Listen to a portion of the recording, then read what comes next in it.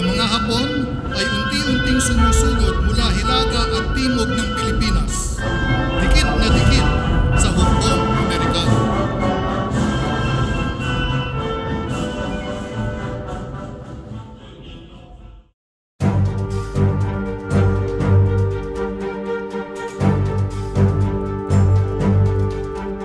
I'm Albert Labrador. I'm a professional photographer. I've been a professional photographer about 30 years. But I also dabble in historical reenactments, scale modeling, that sort of thing. But here, basically, I'm the main researcher, the writer, and I direct and produce historical reenactments. Today we were reenacting the first phase of the Battle of Abucay. That is along the eastern flank of the Abucay front. The Japanese first engaged the Americans and the Filipinos in infantry battle. So this is the first time that the Japanese met the Allies head-to-head in Bataan. And during the first phase, they were actually defeated.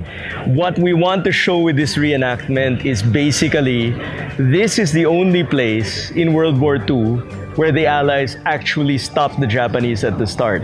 And we basically stopped the Japanese cold for several months. It was the first inkling that gave the Allies a sense of hope that the Japanese could actually be beat. Karamihan sa ating mga Pilipinong sundalo ay kakaunti pa lang yung kanilang training. Kakaunti yung kanilang bala, hindi pa ganun ka-moderno ang kanilang mga baril nung panahong yon. Yung mga Hapon, bihasa na sa labanan, tapos sila yung isinabak dito, madali na nilang magapi sana ang Pilipino at Amerikano. Kaso, yung katapangan ipinamalas ng ating mga sundalo, yun ang kanilang nasalubong, doon sila nahirapan.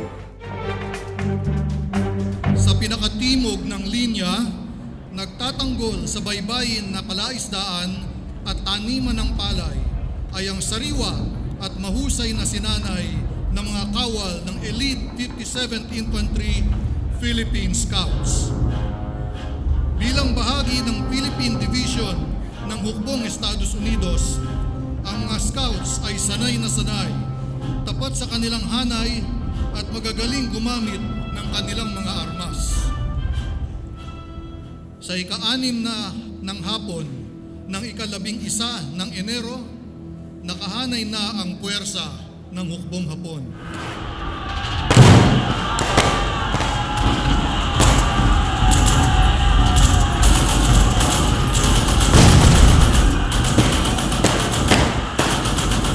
Sa loob ng linya ng mga Pilipino, nakabantay si Private Narciso Orteliano sa kanyang 30 caliber water-cooled machine gun. Binunot niya ang kanyang 45 caliber pistol at simaba ang napatumba bago umabot sa kanya ang kalaban na may hawak na rifle at bayoneta. Subalit naagaw niya ang armas at sinaksak niya ang kalaban. Ginamit ni Orteliano ang naagaw na rifle upang barilin at mapatay ang isa pang sumusugod na kawal. Natagpuan si Private Orteliano na malubhang sugatan ngunit buhay pa. Iginawad sa kanya ang Distinguished Service Cross dahil sa kanyang katapangan.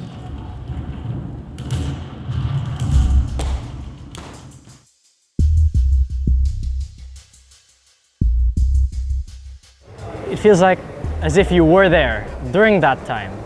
You can feel what the soldiers felt, the immense amount of fear when you hear explosions going around you, the immense amount of effort you put yourself into, which of course makes you really, really exhausted at the end of the day.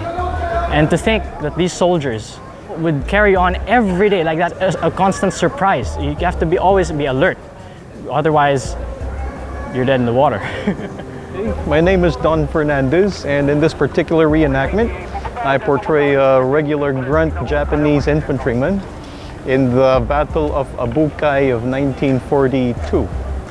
We've all heard that the Japanese were massive, inhuman beasts back in the war, but the way we experienced it, and this is experiential learning of some sort, is that, yeah, they were people who were in a very unique situation and they had to cope with it. So we try to feel what they feel by wearing what they wore, carrying what they carried, and pretty much doing what they did back in the day.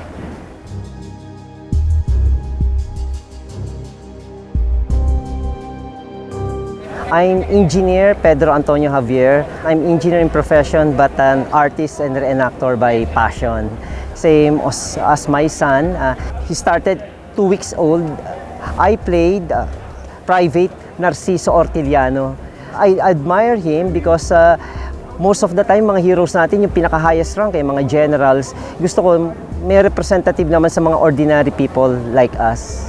Itong ginagawa namin, pinopromote namin nationalism for them to become heroes in their own special way. They don't need to become military, they don't need to die for their country. They can be heroes kung doctor man sila, engineer man sila, clerk man sila, doing their ordinary duties extraordinarily well, they can be heroes of our country.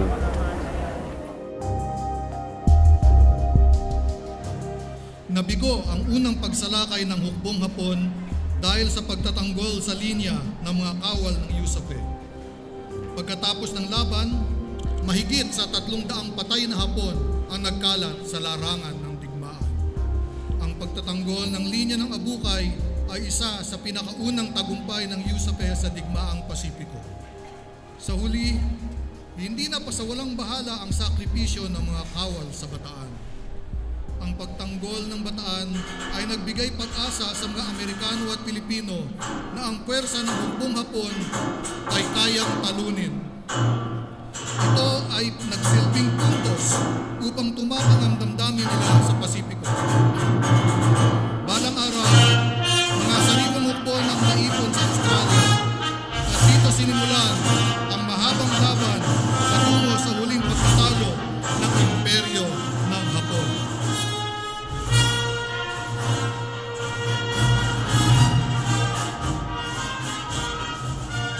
Basically, what we do is we try to experience living history. It's a very effective way of teaching the new generations what happened in the past. Yes, you can read a couple of lines in a book, but if you do something like this in front of them with the pyro and everything, it's kind of like a movie. And in some ways, you tend to retain it even more than a movie.